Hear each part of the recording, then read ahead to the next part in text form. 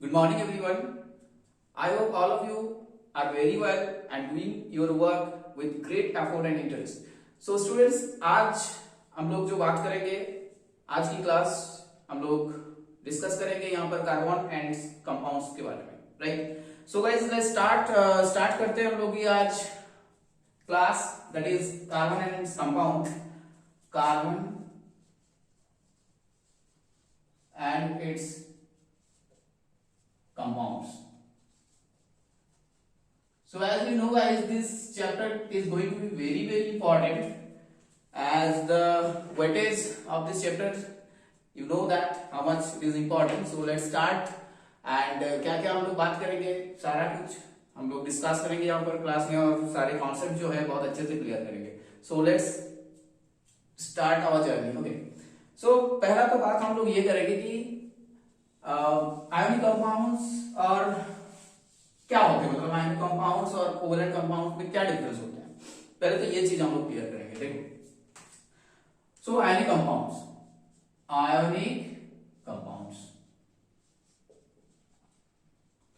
सो students क्या होते हैं, what are ionic compounds? Where we know, we have observe that ions are attracted, right, with great force of attraction. क्योंकि यहाँ पर जो होते हैं ना आयंस के बीच में बहुत बहुत इफेक्टिव, बहुत पावरफुल जो है फोर्स ऑफ अट्रैक्शन दोनों आयंस के बीच में रहते हैं. दोनों आयंस मतलब यहाँ पर कैटायंस और एनन्स की बात हो रही है. मान के चलो कि ए प्लस जो है और बी माइनस जो है, यहाँ पर एनायन और कैटायंस है, दोनों के दो कैटायन और एनायंस के बीच में जो होता है ना, they are attracted towards each other with great force of attraction. बहुत ज्यादा फोर्स ऑफ अट्रैक्शन होते हैं यहाँ पर, with बहुत ज्यादा मतलब फोर्स ऑफ अट्रैक्शन यहां होते हैं, राइट? अब इसके वजह से मतलब ये जो फोर्स ऑफ अट्रैक्शन बहुत ज्यादा हो रहा है, इसके बदले में क्या हो रहा है, ये लोग बहुत ज्यादा, इन लोगों का फोर्स ऑफ अट्रैक्शन हो रहा है एंड जो सॉलिड यहाँ पर फॉर्म हो रहा है ना, ये जो सॉलिड फॉर्म हो रहा है यहाँ पर, that is going to be very stable and strong, right? So as you know, there are some example I am writing here: sodium chloride, calcium oxide, magnesium oxide. So guys, all these are ionic compounds, and as you know, ionic compounds have common properties like they are soluble in water. As you know that likes dissolve likes, and we know water is a polar compound, so they easily furnaces in water, gives positive ions and negative ions, that is anion and cations, and their solution shows electrical conductivity, and ionic compounds having very high melting and boiling points just because of their very high force of attraction, right? And ionic compounds having it shows electrical conductivity in their molten state and aqueous solution. So these are the common characteristics, and you know that ionic compounds they shows various type of chemical reactions, and that are going to be completion, I mean पूरा complete हो जाता है reaction, like barium chloride plus Ag, barium chloride के साथ ये है कि very high melting and boiling point, right? They have very high melting and boiling point. Number 2, they are soluble in polar medium, polar solvent. Okay, next, they shows or their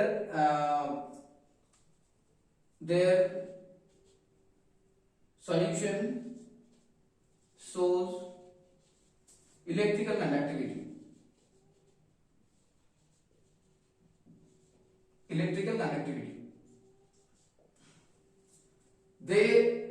so these are the common ionic characteristic of the ionic compounds. Now if we move if we move towards the covalent compound, if we move towards the covalent compound, then what we'll observe in case of covalent compound, just wait 1 second. In case of covalent compounds, what we'll observe, so write here first covalent compound. Students, covalent compounds, they have very poor interaction between the molecules. Very poor forces of interaction between the molecules. As for example, suppose you have methane, that is definitely a covalent compound. Now, if you talk about another methane molecule, so their force of attraction is not ionic. They are held together with a very poor force of attraction, van der Waals force of attraction, we can say. And that's why they exist very low boiling point, melting point. Okay, that's why they possess very low boiling and melting point. They possess very low boiling point and melting point. All of you have got my point. Now the thing is that if you try to dissolve them in polar solvent, they will not dissolve. So where they will dissolve? Definitely they will dissolve in non-polar solvent, in organic solvent like chloroform, like petrol, like kerosene, and so many their example we can say. Now, so they dissolve in non-polar solvent. They dissolve in non-polar solvent. Non-polar solvent basically. You know, there are some exceptions. If you talk about, then alcohol is also a covalent compound, then why it is dissolved in water? So students, the reason behind it, that is the hydrogen bonding. Glucose is also a covalent compound and still it is dissolved in water. So the reason behind it, again the hydrogen bonding. So there are some exceptions in the chemistry we have observed in every cases, right? So the result, like now covalent compound, how they form? They are not involved in ionic interaction, right? जैसे कि कहाँ हो रहा था वो ionic compound में, जैसे हो रहा था कि एनायन कैटायन के बीच में इंटरेक्शन हो रहा था, वैसा नहीं होगा यहाँ पर, राइट? यहाँ क्या होगा, नहीं यहाँ पर जो हम लोग बात करेंगे ना, so how this covalent compounds are formed. Covalent compounds are formed basically sharing of electrons. Very important point that I am telling you, that is sharing of electron. Sharing of electrons. ये कैसा होता है sir? ना बात करते हैं sharing of electrons. You know that a bond is formed by two electrons, involving two electrons. और ये दो इलेक्ट्रॉन्स अगर शेयरिंग करके आ जाए तो ये प्रॉब्लम तो सॉल्व हो जाएगा ना, राइट? तो आयनिक इंटरेक्शन नहीं हो रहा है, बट कैसे वो लोग बॉन्ड फॉर्म कर रहे हैं? You know, there are millions of compounds involving this covalent type of interactions, right? Millions of. You have observed in carbon there are 3 million compounds, more than that. So how they are formed? Basically they involve the sharing of electrons, they involve making covalent bond. So ये important है, कैसे समझने देखो. So sharing of electrons क्या है? मान लो कि ये A है और ये मान लो B है. Now A के पास जो है ना, A having 1 electrons in its valence. B जो है it's also have 1 electrons in its valence. Now how they will form bond? यहाँ पे ये नहीं हो रहा है that A is metal, B is non-metal, so A lost electron, B gain electron. So this case will not happen here. So one things they can do, they can share the electrons. Let's suppose A जो बोला है कि A चलो भाई हम लोग bond करेंगे, तो तू मेरा इलेक्ट्रॉन्स हम इन्वॉल्व लगाते हैं, इन्वॉल्वमेंट में यहाँ पर लगा रहे हैं, and you can also share your electrons here and we make a pair of electrons. मतलब ए के पास एक इलेक्ट्रॉन था, बी के पास और एक इलेक्ट्रॉन था, एक दोनों ने क्या किया, इन्वॉल्व कर दिए दोनों इलेक्ट्रॉन्स को and they make a pair of electrons and that pair of electrons can make a bond, right. ये दोनों जो इलेक्ट्रॉन्स हैं, दोनों इलेक्ट्रॉन्स को मिला के हम लोग एक बॉन्ड फॉर्म कर रहे हैं and that bond is called covalent bond.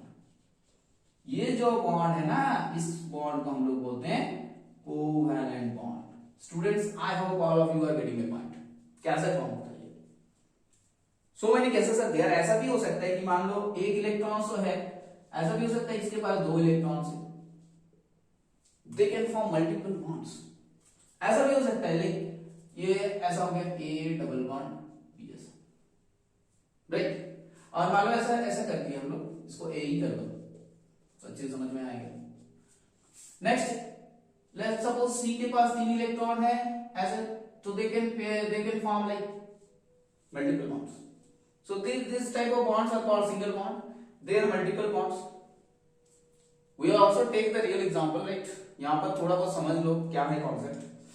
अब देखो, कार्बन की हम लोग बात जब करेंगे ना, कार्बन की जब बात करेंगे तो why carbon do not form generally ionic compound? Why in most of the cases we can observe that carbon forming covalent compounds? तो फ्रेंड्स यहां पर ना बात करेंगे कि क्यों नहीं होता ये, why carbon are unable to form ionic compounds frequently? क्यों नहीं होता कार्बन के केस में, हम लोग बात करेंगे। So students, as you know that carbon is a group 14 element and it has 6 electrons. So if we write the electronic configuration, we can observe 2 4. Now this 4 is called the valence electrons, as we know that valence electrons. Now during this bond formation, this 4 valence electrons is responsible. Either during the bond formation क्या होता है कि दो cases होता है, मतलब दो cases से ये लोग अपना स्टेबिलिटी जो है गेन कर सकता है। आयनिक कंपाउंड फॉर्म होने के टाइम क्या देखे थे हम लोग कि they loss electrons so that they can achieve their nearest noble gas configuration, और they gain electrons specially metal non metal so that they can achieve their nearest noble gas configuration. In case of sodium chloride के case में अगर बात करेंगे तो sodium जो था वहां का एक इलेक्ट्रॉन छोड़ के वो लोग 10 इलेक्ट्रॉन्स गेन कर चुके थे and their electronic configuration like neon. And chlorine के केस में अगर बात करेंगे तो वो जो है accept 1 electrons and achieve the electronic configuration of that iron molecule. So ये जो है ऐसा होता है, मतलब इलेक्ट्रॉन लॉस कर रहे हैं, गेन कर रहे हैं, like this. Now in the case of carbon वो अगर ऐसा करते तो क्या होता, बात करते हैं हम लोग। मान लो कि कार्बन ऐसा कर रहे हैं कि चलो हम भी जो है ऐसे करके मतलब ऑक्टेट बना लेंगे और डुप्लेट कर लेंगे, तो दो केसेस हो सकते हैं यहाँ पर। तो कार्बन के केस में दो केसेस हो सकते हैं, जैसे कि मान लो कि पहला केस में कार्बन क्या किया कि उसको 8 बनाना था, लास्ट सेल में 8 बनाना था, तो कार्बन ने कहा कि चलो हम 4 इलेक्ट्रॉन्स तो नहीं लेते हैं। So carbon gain 4 electrons and that anion is formed. That the students that these anions are very unstable. As you know that carbon is a less electronegative element, कि इतना पावर नहीं है कि 4 इलेक्ट्रॉन्स को पकड़ के रखे ऐसे extra. Already it has 6 electrons and 6 protons. Now 4 extra electrons he has gained and become 4 minus negative charge, और ये 10 इलेक्ट्रॉन आ गया टोटल, और ये इम्पॉसिबल है इसके लिए कि ये आयन जो है एग्जिस्ट करे। ये this ion is very unstable, so ये तो फॉर्म नहीं होता। चलो ये तो नहीं हुआ इसका, मतलब C4 माइनस तो कंप्लीट नहीं हुआ, और ऐसे में इसको ऑक्टेट जो है तो नहीं मिला। What others way? Definitely other ways, और एक रास्ता बचा हुआ है यहाँ कि ये ऐसा कर दिए कि देखो इलेक्ट्रॉन तो नहीं ले पाए, ठीक है, बट हम लोग अब तो छोड़ सकते हैं, देख छोड़ के क्या होता है। सो ये क्या कहा कि हम तो 4+ बन जाएंगे, हमारे हम तो 4+ बन जाएंगे, बन के दिखाओ। देखो क्या होता है कि एक इलेक्ट्रॉन तो निकाल लो, उसके बाद जो पॉजिटिव चार्ज हो ना, बाकी इलेक्ट्रॉन्स को जब निकालने जाएंगे हम लोग, आयनाइजेशन पोटेंशियल जो लगता है बहुत ज्यादा लगता है, बहुत हाई लगता है, and that is quite unfavourable in this case. नहीं हो सकता, इतना एनर्जी नहीं है कि 4 इलेक्ट्रॉन्स कार्बन हटा दें and it achieve that duplet state, नहीं हो सकता ये। सो ये भी नहीं होगा, दिस आल्सो नॉट फॉर्म। तो कार्बन का तो आयनिक बॉन्ड फॉर्म करने का जो प्रोसेस था वो तो नहीं हुआ।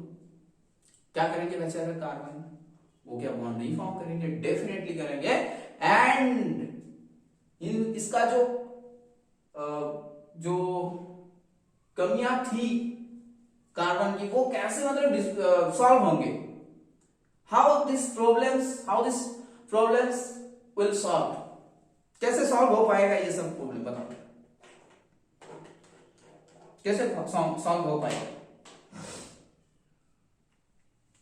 ना this problem is solve by sharing of electrons.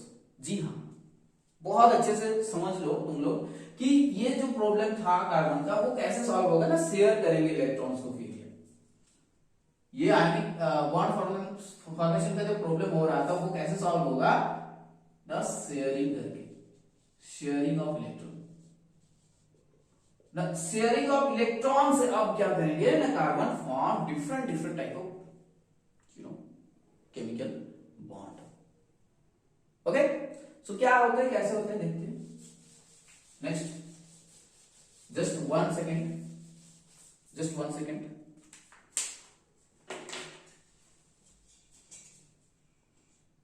So students, we'll talk about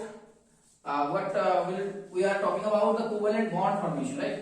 So we'll take some example here, and one by one, by solving the example, we'll build a concrete concept, clear concept regarding this. Okay, so let's take an example, hydrogen atom. Okay, so as all we know that hydrogen atom contain 1 electron in its valence. So this is the 1 electron in its valence.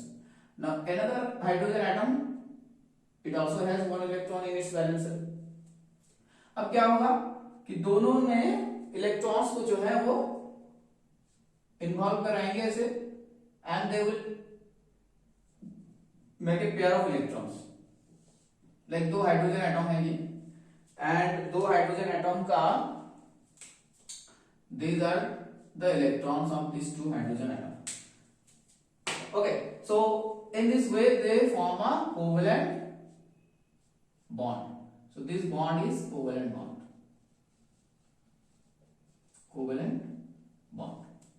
In the same way we can observe in the case of oxygen. Now as we know that oxygen has a 6 valence electron. Now this 6 valence electrons is 1 2 3 4 5 6 plus another oxygen atom having the same 6 valence electron. Now what we can observe, so students जो होता है यहाँ पर, this is oxygen, another oxygen, and these 2 electrons of this oxygen atom and another 2 electrons is for this oxygen atom. ये इस oxygen atom का है और वो वाला जो है इसके लिए है, ठीक है। Now they will make 2 bond here and the remaining electrons are they exist like this. अब क्या होगा यहाँ पर, multiple bond, like in this way both the oxygen atom achieve their octet configuration. दोनों क्या होगा, ये भी octet है और ये भी अपना octet अचीव कर लिया ऐसे by sharing of electrons. Okay, so this is multiple bond, this is single bond, single covalent bond, double covalent bond. In the same way we can write here nitrogen. In case of nitrogen, so as we know that nitrogen having the 5 valence electrons, 1 2 3 4 5, and another nitrogen also having the 3 valence electron. Now the way they can achieve their octet configuration is to sharing their electrons like this. ये इसका 3 electrons है और ये इसका 3 electrons है. So they will combine like this and they form a multiple bond 3 in this way. Okay, so this is the bonding electrons. This is the bonding electron, bonded electrons, and these are the lone pairs. They are called the lone pairs, right? So lone pairs and bonding electrons क्या होते हैं समझ में आ गया है. Next students आगे बढ़े और भी बहुत सारा एग्जांपल लेंगे हम लोग. Next the most important example that is methane के केस में कैसे करेंगे, ये सब आता है सवाल एग्जाम में. Now in case of methane, so carbon 4 valence electron plus 4 hydrogen atoms are there. इसका हम क्रॉस करके लिख रहे हैं. How to draw the electronic configuration, electronic representation of this methyl molecule? So carbon तो पहले ऐसा लिख लो, ठीक है, ऐसा पूरा गोल बना लो एक. Now make 4 goals like एक यहाँ, एक यहाँ, एक यहाँ और एक यहाँ, ऐसा करके लिखना है, ठीक है. Now as you know that carbon has 4 valence electron, तो इसका एक वैलेंस इलेक्ट्रॉन यहाँ दे दो, कार्बन का एक इलेक्ट्रॉन यहाँ दे दो और यहाँ दे दो एंड यहाँ. Like next 4 hydrogen atoms, you know that each hydrogen atom having 1 valence electrons, तो उसका हम लोग क्रॉस करके लिख रहे हैं, तो डेफिनेटली ऐसे करेंगे. Okay, so this is the representation of the methane molecule and इसको हम ऐसे भी लिख सकते हैं. ओके, समझ में आया? So this is our methane molecule, it's now ready. Okay, next ammonia अगर एग्जाम में आए सवाल तो क्या करेंगे, देखो. NH3 molecule, in the same way we can write the NH3 molecule. Ammonia, you know that nitrogen having the 5 valence electrons, 1 2 3, okay, plus now ammonia having 3 hydrogen atoms, so 3 hydrogen atoms, and again cross mark हम लोग cross mark से इसको represent कर रहे हैं. तो definitely इसका कैसे होंगे ना, नाइट्रोजन एक तो गोला बना लो पहले, 2 लोन पेयर ऐसा लिख लो, 1 2 3. अब क्या करेंगे, 3 गोला बनाएंगे. देखो ये नाइट्रोजन का एक इलेक्ट्रॉन, दूसरा electron and third electron here, and we are now going to write the electrons of hydrogen atoms. So यहाँ एक hydrogen atoms की इलेक्ट्रॉन लिखेंगे, ये लिखेंगे एंड ये लिखेंगे. हो गया ना 3 बॉन्ड. सो इसको हम लोग ऐसा लिख सकते हैं, nitrogen hydrogen hydrogen hydrogen, right. So this electrons is known as the these electrons are bonded electrons. Okay, and these electrons are called what? You know that this is unpaired electrons. Unpaired. No, this is not unpaired electrons. This is lone pair, right? Sorry. So this is a lone pair. Lone pair electrons. So, unpaired कब होते हैं ना, like if you have a molecule like AB, okay, so if A atom contain 1 electron, single electron अगर रहता है, then it is called unpaired electrons. एक अगर single atom रहेगा तो हम लोग बोलेंगे unpaired electrons. होता है paramagnetic, the molecule contains the unpaired electrons. So unpaired electrons means a single electrons, and lone pair of electrons means this type. ये जो 2 पेयर बना के रखते हैं, these are called the lone pair of electrons. I hope all of you have getting my point. So next CCl4 भी आता है सवाल में, तो उसको भी कैसे करते हैं देख लेते हैं. So students, CCl4, now carbon and 4 Cl atom, तो कार्बन को पता ही है 1 2 3 4 plus 4 Cl atom. Now the Cl having the valence electron 7. Okay, so 7 valence electron को कैसे लिखे? दो, इसको क्रॉस कर लिखे. चलो ओके, ये हो गया 7 इलेक्ट्रॉन्स. अब देखो सातों में जो है ना ये वाला जो है इन्वॉल्व में आएंगे यहाँ पर. All the 6 pair of electrons are remain as it is. Now let's try to draw the molecular structure of this CCl4. कैसे हम लोग लिख सकते हैं इलेक्ट्रॉनिक कॉन्फ़िगरेशन से? देखो, so CCl4, C तो पहले बना लो, C and make it gola like this. Okay, इसको ऐसे बना लो and then draw the four छोटा गोला for Cl atom. Okay, ऐसे करके. Now draw these electrons of carbon dot से रिप्रेजेंट करेंगे हम लोग basically. Okay, now this Cl atom जो है Cl atom, 6 Cl atoms, it is now in cross form. So this is for Cl, right? This is Cl atom. You have to write in under this circle that it is Cl atom. Now you also have to write the remaining electrons like this. Okay, because you are representing the valence electrons, right? So ये सब चीज हो रहा है यहाँ पर. Okay, now it's ready. Now you can write like this: C 1 2 3 4 Cl Cl Cl Cl. आप इन लोगों का लिख दो इलेक्ट्रॉन्स ऐसे करके. देखो समझ में आया? अब देखो ना ये सब का ऑक्टेट हो गया. All the involving atoms achieve their octet state.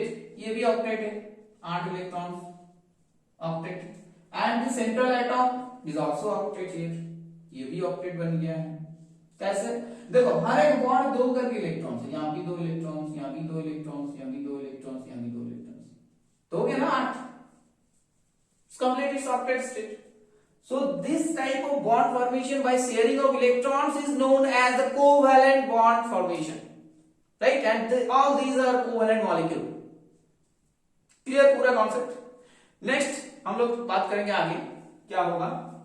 Yes, क्या पढ़ाने वाले हैं? देखो नेक्स्ट टॉपिक हम लोग बात करेंगे यहां पर saturated molecule and unsaturated molecule. Yes definitely सही सुना आप लोगों ने. Saturated molecules and unsaturated molecule. Saturated and unsaturated molecule. इससे पहले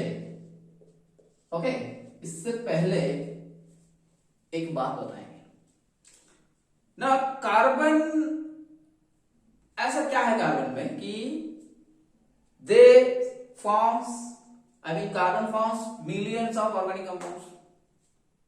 क्या है इस कार्बन में? What is the speciality that carbon having so that carbon are forming many types of covalent compounds. क्या है ऐसे? Why the carbon is versatile in nature? So students versatile होने का क्या क्या कैरेक्टरिस्टिक है कार्बन का, यहाँ पर थोड़े से बात कर लेते हैं, उसके बाद हम लोग सैचुरेटेड अनसैचुरेटेड में आ रहे हैं. ठीक है. सो versatile nature of carbon क्या है? देखो first of all the property that carbons have is exceptional. It contains carbon having the property catenation property. Now what is catenation? Catenation in the single sentence, if I want to share you the concept in a single sentence, the catenation is known as a self linking capacity. ये क्या होता है? Self linking capacity. मतलब एक atom उसके बाद और एक एटम जुड़ जाए, नेक्स्ट और एक एटम, ऐसे करके मतलब बहुत सारे एटम्स लगातार ऐसे जोड़ रहा है ऐसे. So this property of carbon is really it's amazing. Okay, so the carbon the self-linking capacity, where we know that this concept is known as a catenation, and the maximum catenation property it is held by carbon atom, right? और भी है phosphorus, silicon, ये सब बहुत मतलब carbon की बहुत कमी है, कार्बन बहुत सबसे ज्यादा है। नेक्स्ट कैटेनेशन प्रॉपर्टी से ऐसा मतलब कार्बन लगातार चेन बना के रह सकता है, समझ में आया? लगातार चेन बना के रहेंगे। And now various type of chain can be formed, ये लीनियर हो सकता है। ऐसा हो गया मान लो इधर आ गया, कोई इधर आ गया, that is branch chain also formed. ऐसा भी हो सकता है कि कार्बन बोला कि चलो हम ऐसे पूरा चेन बनाए, तो चेन तो नहीं बनाएंगे, सर्कल मतलब क्लोज्ड बनाएंगे, क्लोज्ड सिस्टम। देख लो ये ऐसा होगा, 3 कार्बन लेके भी तुम ट्रायंगल वाला सिस्टम बना सकते हो। एंड ऐसे बहुत सारा मॉलिक्यूल ऐसे करके बनते हैं, राइट? ये तो है कैटेनेशन वाला प्रॉपर्टी, जिसके वजह से ये कार्बन एक एक्सेप्शनल बिहेवियर शो करता है। बहुत सारा मॉलिक्यूल इसका जो है हम लोग देख सकते हैं। अब ये क्यों होता है, मतलब कैटेनेशन प्रॉपर्टी होने का पीछे कारण क्या है? तो डेफिनेटली कार्बन जो है ना पूरा छोटा सा प्यारा सा है, स्मॉल साइज, छोटू सा है एकदम। और क्या है, कार्बन और कार्बन के बीच में दोस्ती बहुत तगड़ी वाली दोस्ती है एकदम, मतलब तोड़ नहीं सकते कोई, ठीक है? मतलब कार्बन और कार्बन के बीच में, 2 कार्बन एटॉम के बीच में बहुत जो बॉन्ड है ना, कोवेलेंट बॉन्ड, बहुत बहुत शक्तिशाली बॉन्ड है, राइट? सो ये जो बॉन्ड है ये वेरी स्ट्रांग है। समझ में आया? 2 बात समझ में आया, एक स्मॉल साइज और दूसरा वाला क्या है कि कार्बन कार्बन जो है बॉन्ड जो है वो बहुत स्ट्रांग बॉन्ड है, ठीक है? अब क्या है, कार्बन का जो वैलेंस इलेक्ट्रॉन 4 है, इसका टेट्रा वैलेंसी, ठीक है? Tetra valency of carbon, tetra valency, okay, DLN valency, tetra valency of carbon.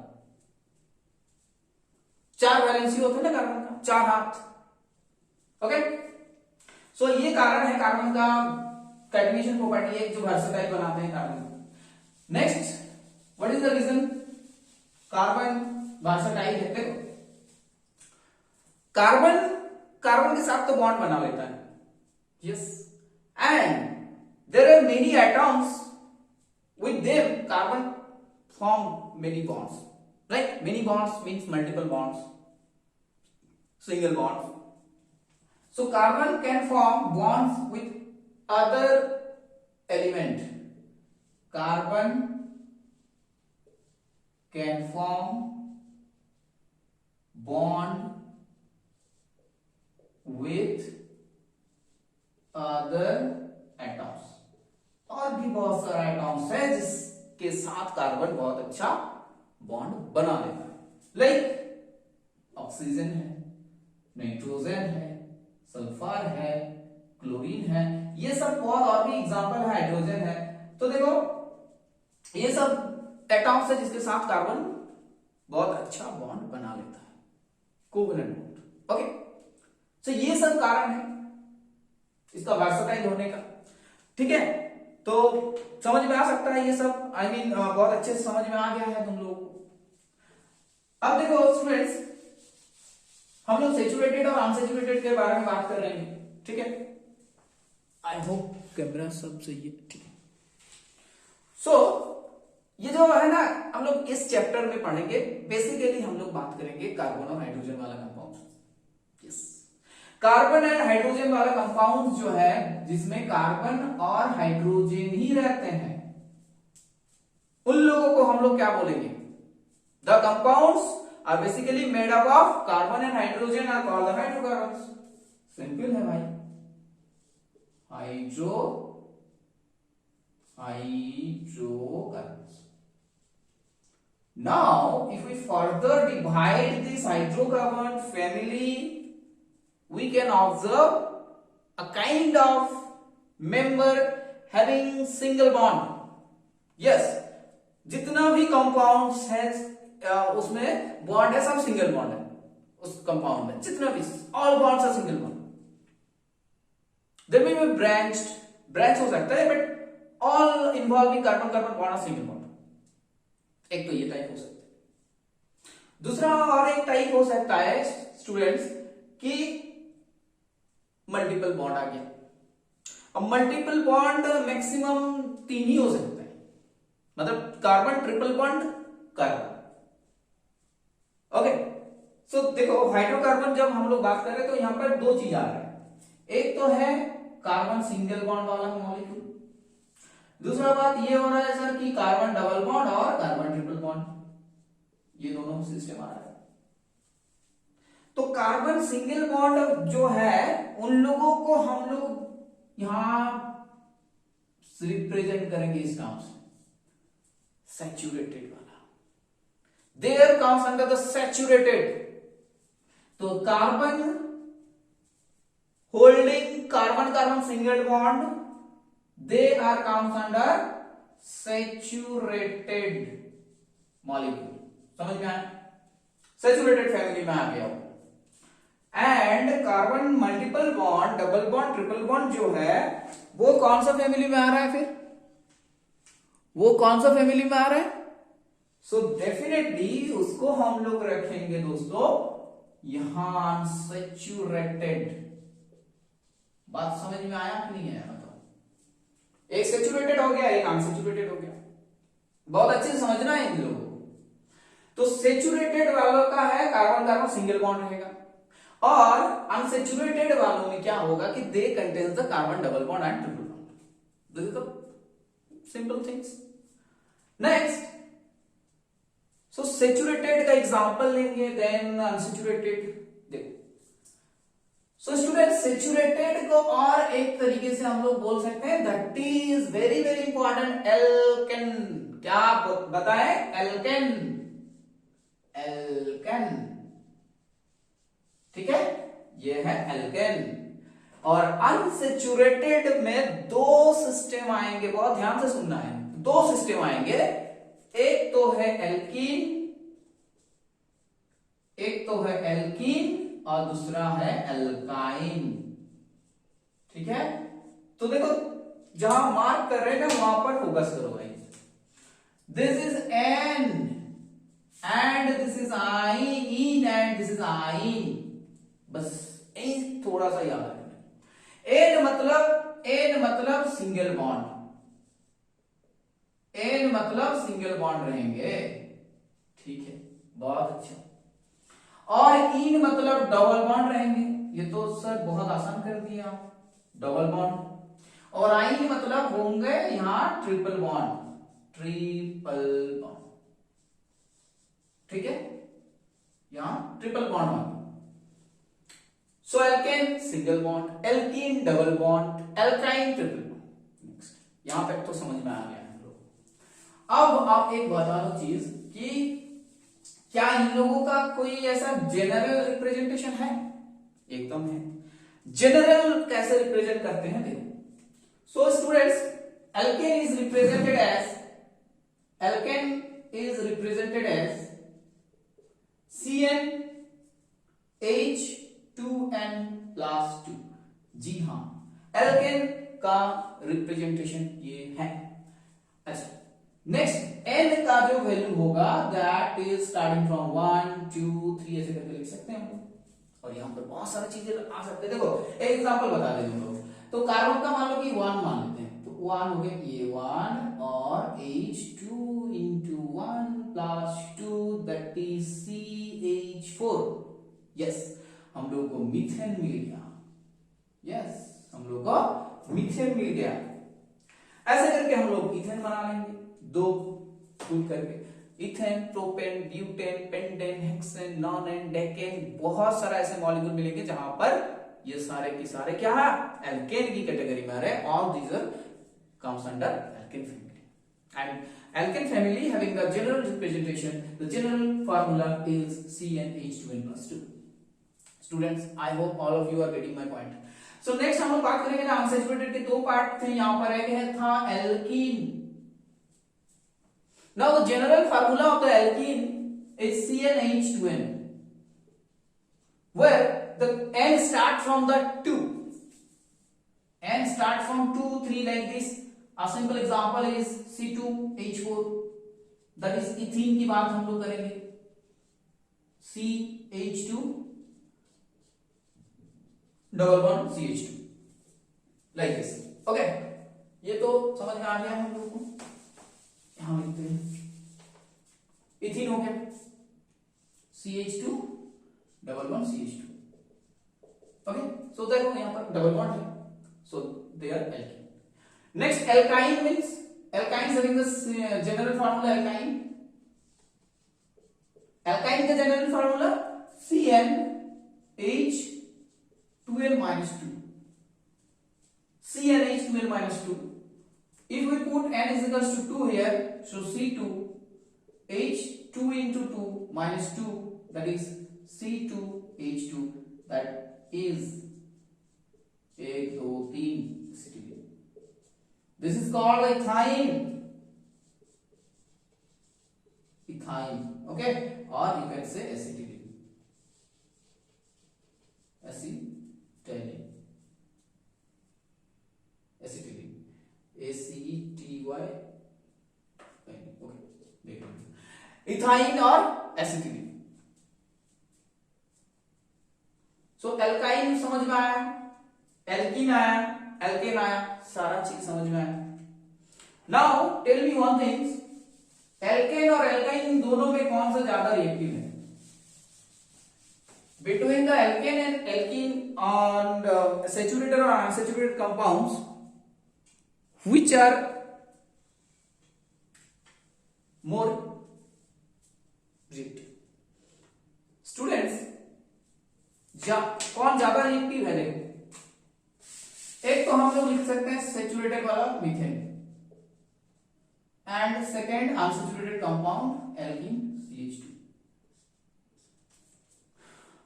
Methane, if you add hydrogen atom, I mean hydrogen gas अगर ऐड करेंगे यहां पर, PD है H2, ये तो ऑलरेडी सैचुरेटेड है, नहीं लेंगे कि भाई मेरे को रिएक्शन नहीं करना है, तो PTH2 रिएक्शन नहीं होगा. तो सैचुरेटेड वाला रिएक्शंस यहां पर नहीं करेंगे. But if we add hydrogen nickel here, hydrogen PD, then ethane will form. Ethane will form. ऐसे बहुत सारे रिएक्शन है जहां पर ये पार्टिसिपेट तो करेंगे, ये वाला नहीं करेंगे. There are very few examples are there, like substitution reaction basically they show, like CH4 plus Cl2 CH3Cl, like आगे नेक्स्ट क्लास में हम लोग बात करेंगे इसके बारे में.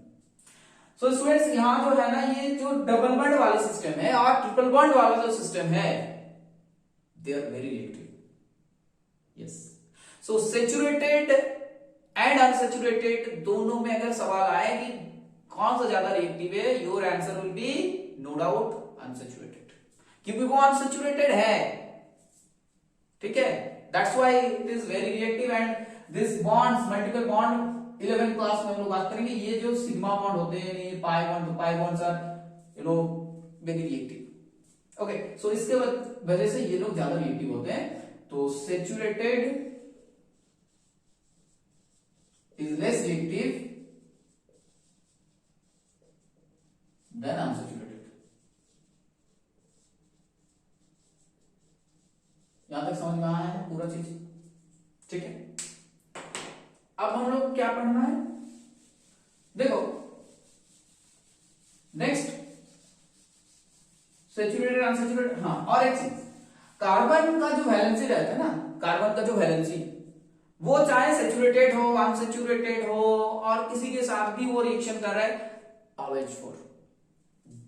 Exactly, carbon shows tetravalency in all system.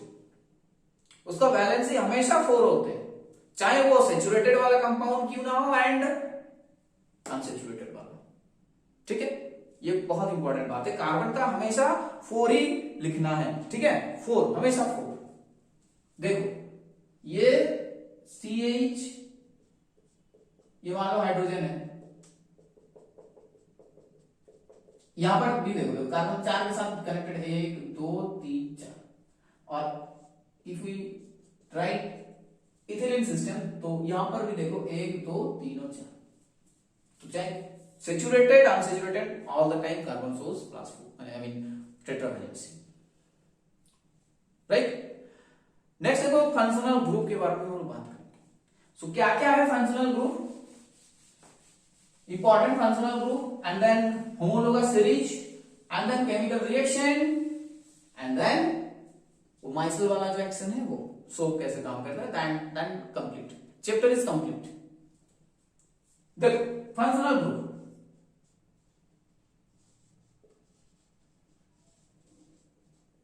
Functional group means जो फंक्शन करते हैं, यस, जो एक सिस्टम में फंक्शन करते हैं। तो क्या क्या है, what are the functional group mention in your syllabus.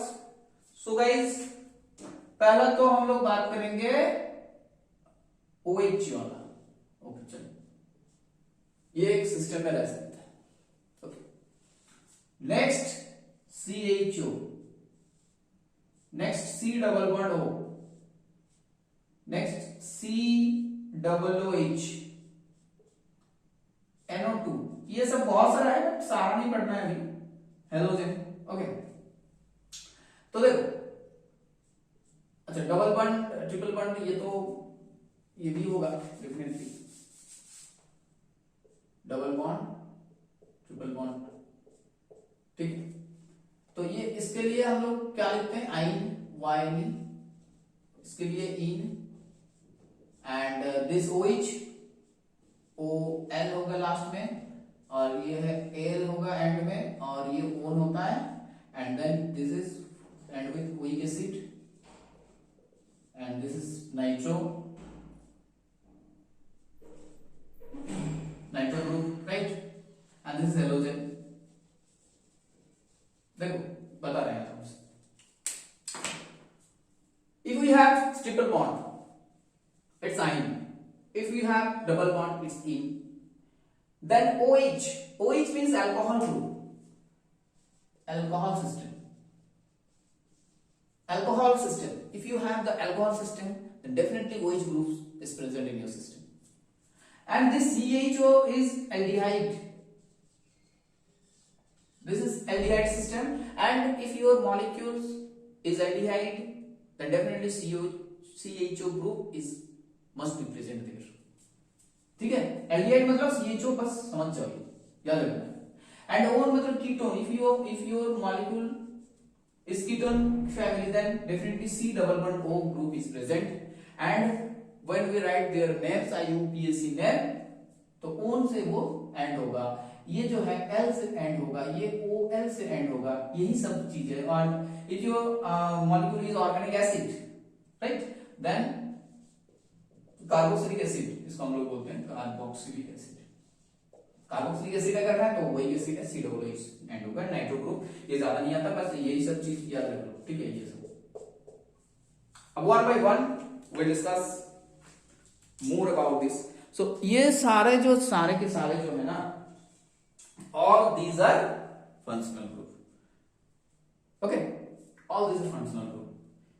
एक मॉलिक्यूल, एक सिस्टम है, मान लो ये CH4 लिखे हम और यहां से हाइड्रोजन हटा दिया, so if you remove one hydrogen atom from the alkane it's become alkyl, so ये जो होगा यहाँ पर मिथाइल होगा CH3।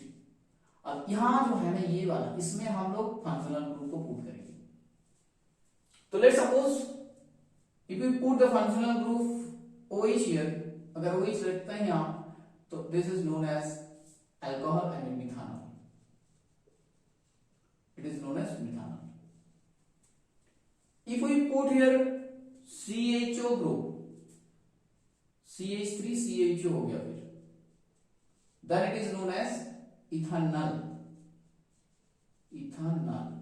ये AL आ गया। If we put the double bond C double bond हो तो एंड में पुट नहीं कर सकते, बीच में होगा। तो एग्जांपल ले लेते हैं, देखो CH3 C double bond O CH3 ऐसे। तो 1 2 3 ऐसे करके हम लोग नेमिंग करते हैं। तो ये डबल बॉन्ड O की वजह से ये क्या होगा, ओन होगा, तो इसका नाम होगा propane 2 one, propane 2 one. As we know 3 carbon जो होते हैं ना प्रोपेन के लिए होते हैं, तो that's why I am written here propane. Next, if your molecule is like this, अगर आपका मॉलिक्यूल ऐसा कुछ है CH3 COOH, right? So what will be its IUPAC name, guys? Tell me. Listen, carbon COOH का जो carbon है ना वो भी लेना होगा, that also we have to consider. So ये एक और ये दो कार्बन है, मतलब क्या सोचेंगे, 2 कार्बन है में मतलब हम लोग इथेन के बारे में सोचेंगे, और ethane plus oic acid.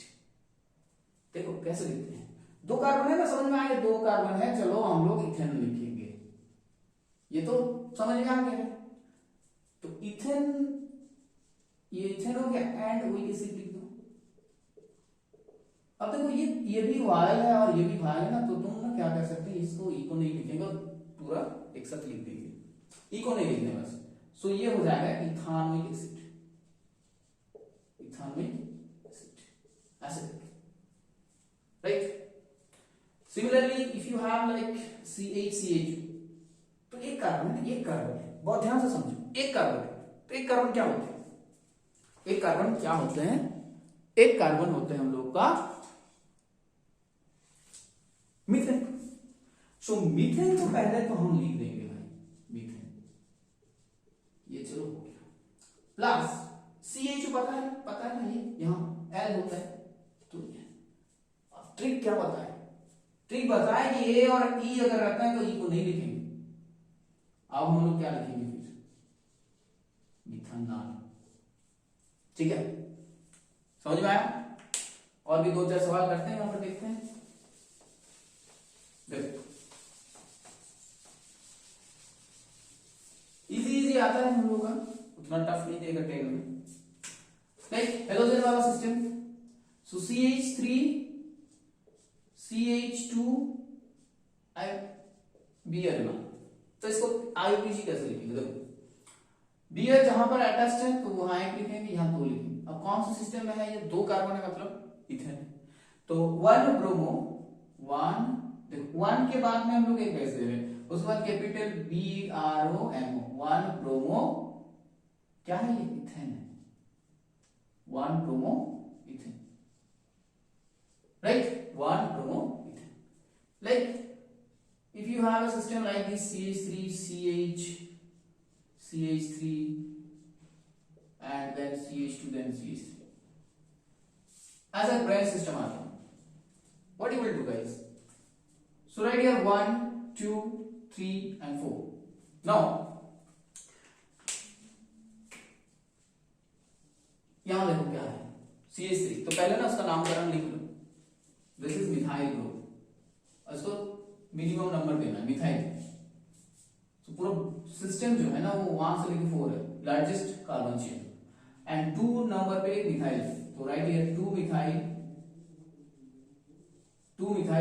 Butane, 4 carbon means butane. तो this are the process by which we can write here IUPAC naming. अब नेक्स्ट बात करेंगे होमोलोगस सीरीज क्या होते हैं। स्टूडेंट होमोलोगस सीरीज, देखो होमोलोगस सीरीज जो होते हैं वो एल्केन का हो सकता है, एल्कीन का, अल्कोहल का, एक फैमिली का होता है इसे, और 2 एडजेसेंट होमोलोगस सीरीज के बीच में डिफरेंस जो होता है CH2 ग्रुप का होता है। एग्जांपल लेते ही आप लोग बहुत अच्छे से समझ जाओगे इसी को। होमोलोगस सीरीज,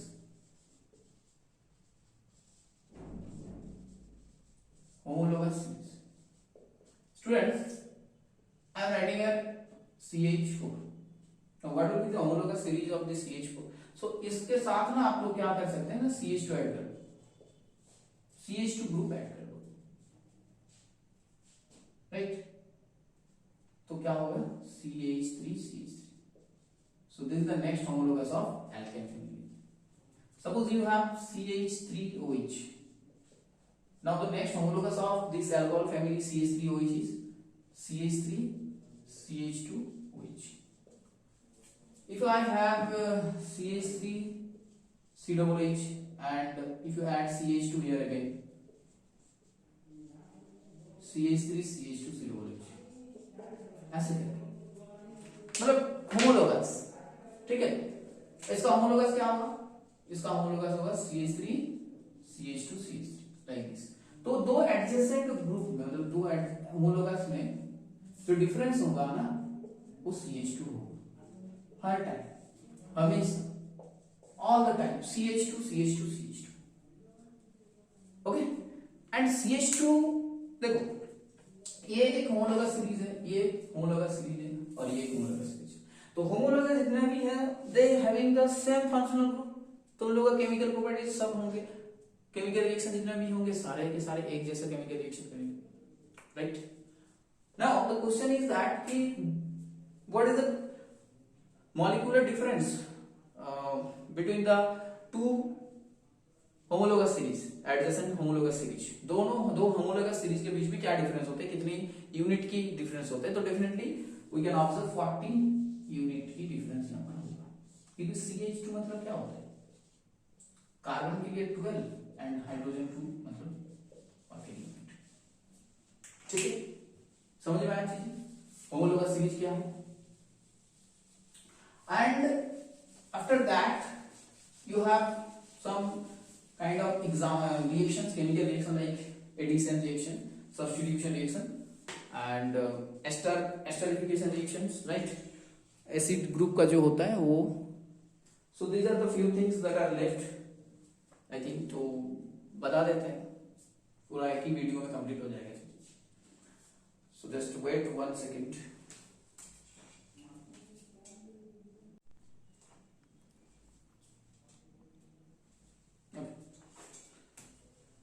सो स्टूडेंट्स कहां थे हम लोग? सो गाइस हम लोग नेक्स्ट बात करेंगे फंक्शनल ग्रुप में थे, right.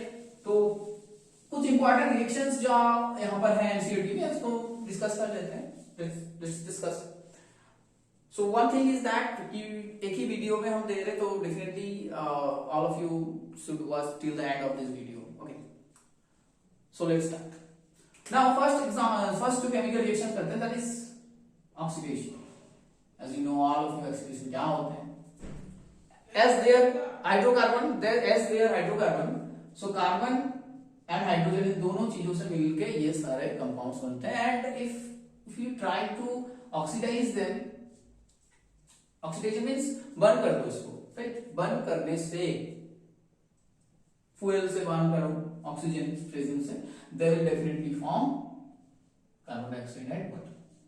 So this is one kind of oxidation reaction. Here carbon is changing its oxidation state and combining with oxygen, so we can say this is oxidation state, oxidation reactions.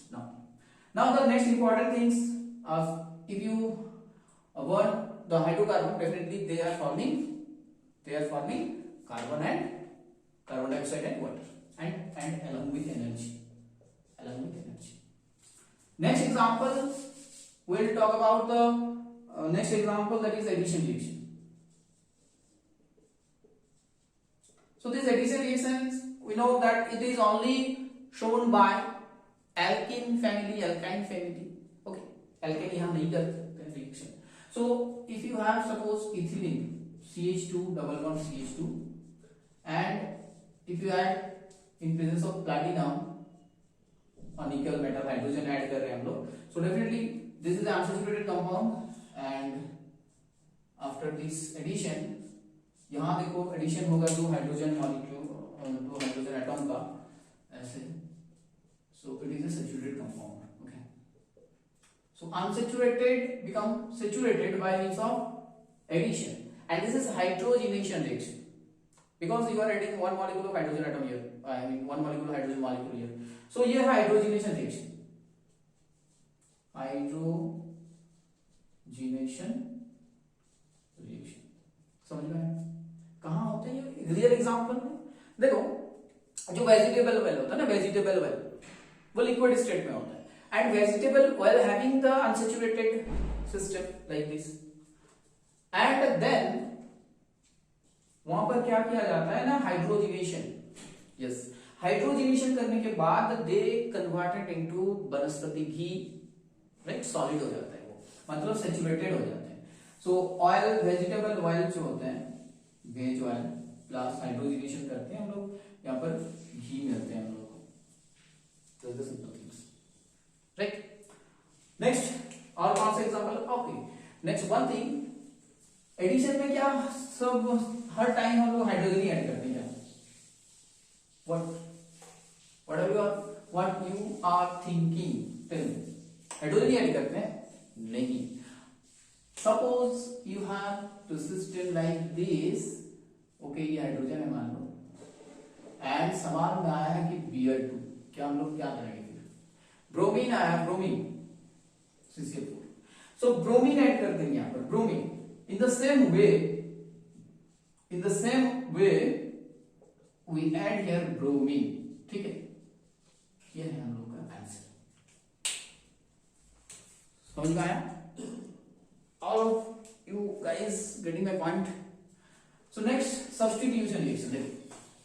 Next important category of this reaction system, that is substitution. Substitution reaction. So students, substitution मतलब क्या होता है? देखिए, मान लो कि मेरे पास ये pen है और ये इंक है, राइट. सब्स्टिट्यूट करते हैं, मतलब इस पेन को हम इस इंक से सब्स्टिट्यूट करते हैं. In the same concept, we can explain the reaction here. Let's suppose you have CH4 within molecule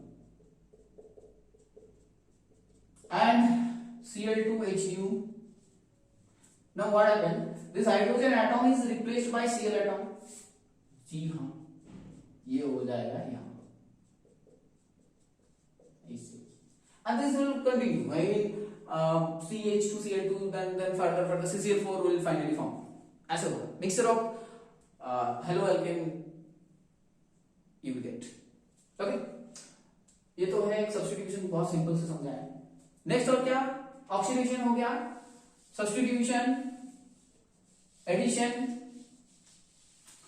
देखो यही सब था. एंड ऑक्सीडेशन के बारे में अगर हम लोग बात करेंगे ना, ऑक्सीडाइजिंग एजेंट होते हैं, दो चार समझा दे रहे हैं. देखो, oxidation, oxidizing agent, oxidizing agent. So students, oxidizing agent means those who oxidize each other. Let's suppose you have ethanol. I mean ethanol you have, okay. And तुमको ना ये क्या करना है कि इसको एल्डिहाइड में ले जाना और एसिड में ले जाना. Let's suppose इसको ले जाना है एसिड में. कार्बन आर सेम 1 2, यहाँ पे भी 1 2, दो carbon. But functional group we have to change the functional group. कैसे कर सकते हैं बताओ? फंक्शनल ग्रुप को कैसे चेंज करें? The functional group alcohol to acid कैसे जाए? तो very very important reagent here that I am adding KMnO4 H+. Okay, और भी है K2Cl2O7 H+. So acidified K2Cl2O7, acidified KMnO4, alkaline KMnO4 you can use. So these are the strong oxidizing agent that can oxidize your functional group alcohol to acid. So बहुत important है. Next बस दो चीज हम लोग बात करेंगे. एक तो है इथानॉल के बारे में, important compounds ethanol and ethanoic acid. So पहला इथानॉल. इथानॉल क्या बात करेंगे कि इथानॉल का फार्मूला तो देखो हम लोग को पता है, CH3CH2OH, and this is comes under the alcohol family. Okay, क्या इंपॉर्टेंट रिएक्शन हो सकता है इसका? and it is soluble in water basically, that is because of the hydrogen bonding with water molecule. OH group के presence की वजह से क्या होता है कि वाटर में soluble होता है, soluble in water. क्या होते हैं? Hydrogen bonding, right. Now some important reaction that is mentioned in NCERT कि इसके साथ क्या क्या रिएक्शन होते हैं. पहला रिएक्शन ऑक्सीडेशन. अभी बताएं कि CH3 C double O, I mean CH3CH2 OH oxidation, it's converted into C double OH. ये तो पहला पॉइंट हो गया. चलो next if we treat these chemicals with concentrated H2SO4, concentrated H2SO4 सवाल आया बहुत बारी कि concentrated H2SO4 के साथ क्या रिएक्शन होगा. So definitely one water molecule will eliminate from here and alkene will form. क्या फॉर्म होगा? alkene. Okay, dehydration reaction,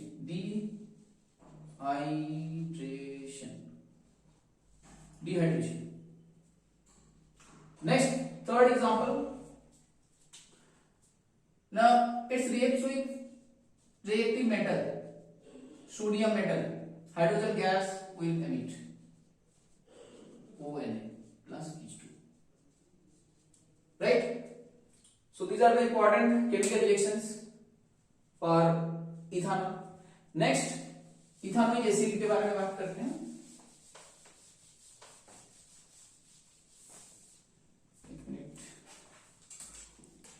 okay, ठीक है. इथानोइक एसिड के बारे में बात करते हैं. देखो इथानोइक एसिड हेडिंग लगा लो. Ethanoic acid,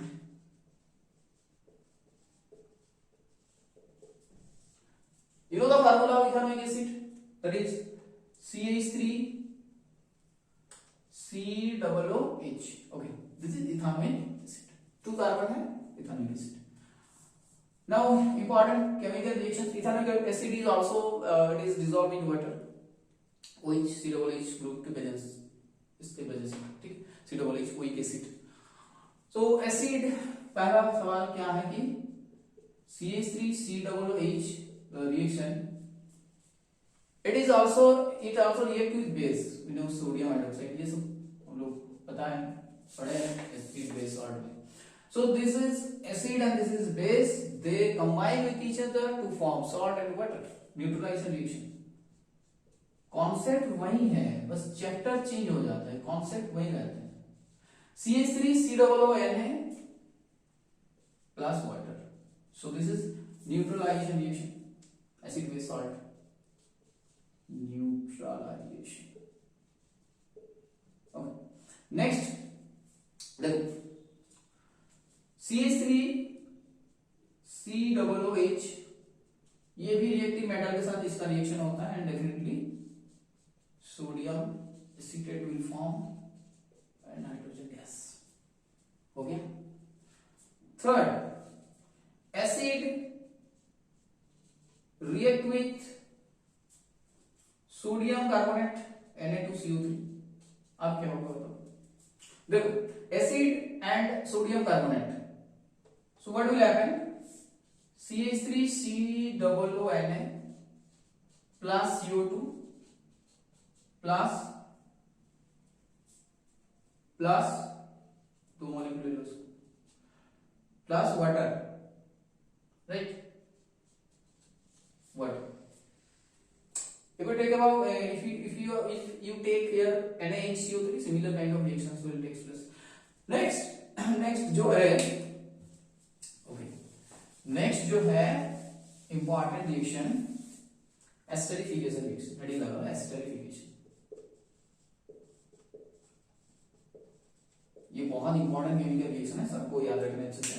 Next, so esterification means acid, carboxylic acid plus alcohol, ठीक, plus alcohol in presence of H plus and heat, it will form a sweet smell ester. Ester form. देखो chemical reaction important है, बहुत अच्छे से समझेंगे आप. So carboxylic acid, let's suppose you have CH3 COOH plus alcohol, let's suppose you have OH CH2 CH3. now H यहां से लेना है, एक मिनट, OH यहां से लेना है और H यहां से, मतलब एक वाटर मॉलिक्यूल हटा, eliminate one water molecule and it gives you a product like this, C11OOCH2CH3. So this is called ethyl acetate. ethyl acetate, समझ में आया? ethyl acetate. So carboxylic acid and alcohol, they form ester. Okay, done. So all these are very important chemical reactions. आज बहुत ज़्यादा video हो गया, मतलब लंबा, तो पूरा वीडियो को अच्छे से देखना है बहुत. तो स्टूडेंट्स, आज की क्लास यहीं पर रहने दो, एंड नेक्स्ट क्लास में पॉसिबल तो कुछ क्वेश्चंस और जो सोप एक्सचेंज माइसेल्स फॉर्मेशन है, ठीक है, उसके बारे में बात करेंगे. माइसेल्स क्या होते हैं? बेसिकली देखो, वो जो सोप मॉलिक्यूल होते हैं वहां पर दो पार्ट होते हैं, एक तो लायोफोबिक और लायोफिलिक. ठीक है, जब हम लोग उसको ऐसे नॉर्मल कंडीशन में देते हैं, मतलब उसका सॉल्यूशन बनाते हैं, तो दिस हाइड्रोफोबिक पार्ट जो है बाहर आ जाता है, और हाइड्रोफोबिक पार्ट जो है अंदर रहता है, और हाइड्रोफिलिक वाला पार्ट जो है बाहर रहता है. ठीक है, ऐसे और ऐसे एक बाहर का माइनस प्लस रहता है. ठीक है, और अंदर जो है हाइड्रोफोबिक रहता है. हाइड्रोफोबिक मतलब पानी से दूर रहेगा. Hydrophobic and this is hydrophilic part. Head और टेल वाला सिस्टम है. सो this is called myself. So this myself formation क्या होता है? माइसेल फॉर्मेशन से वो जो डर्टी को हटाया जाता है, right? So this hydrophobic part react with this hydrophobic part of the greens that is present in our cloths. So ये ऐसा रिएक्शन करते हैं, उन लोगों को तोड़ते हैं छोटे छोटे पार्ट में, and then wash with water, your cloth will totally be cleaned. So ऐसे काम करते हैं माइसेल फॉर्मेशन के माध्यम से. ठीक है, तो जो सॉफ्ट मॉलिक्यूल होता है ना, उसमें दो पार्ट रहते हैं, एक बार अच्छे से बता देते हैं. ये हाइड्रोफोबिक वाला part and this is hydrophilic. ठीक है, ये हाइड्रोफिलिक. बस ये दोनों पार्ट जो है ऐसे पानी में जाएंगे, नॉर्मल कंसंट्रेशन बनाएंगे, तो अंदर वाला जो पार्ट है वो हाइड्रोफोबिक वाला पार्ट है, ये हाइड्रोफिलिक वाला पार्ट है. ऐसे करके काम करते हैं. सो रहने दो all of you. I hope all of you are understood very well. You have watched the video from first to end of the class, and you have taken the important notes that I have provided here. So guys, all of you, bye, and be focused your study, and बस exam बहुत करीब है, पढ़ते रहो आराम से, कोई tension नहीं लेना है, बस आराम से पढ़ना है, रिवीजन करना है, और बस एग्जाम में बहुत अच्छा करना है. ठीक, so all of you guys, bye. Okay, मिलते हैं नेक्स्ट वीडियो में.